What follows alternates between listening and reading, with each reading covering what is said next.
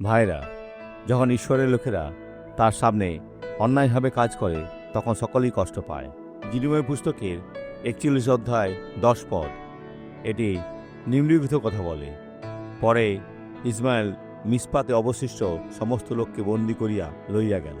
রাজকুমারীগণ ও যে সমস্ত লোক মিসপাতে অবশিষ্ট ছিল, যাহাদিওকে নবুজর্দন রক্ষক সেনাপতি অহিকামের পুত্র গলদিয়ের কাছে সমর্পণ করিয়াছিলেন, তাহাদিওকে নতনিমের পুত্র ইসমাইল বন্দী করিয়া আমন সন্তানদের কাছে যাইবার জন্য প্রস্থান করিল, যারা ইব্রিয়দের সাথে ঘনিষ্ঠভাবে সম্পর্ক ছিল, এবং তাই হয়েছিল। কিন্তু গলদীয় কেন তাদের মুখোমুখি হলেন না? কারণ তারা তাকে হত্যা করেছে এবং পরে তারা পরিণতি ভোগ করেছে।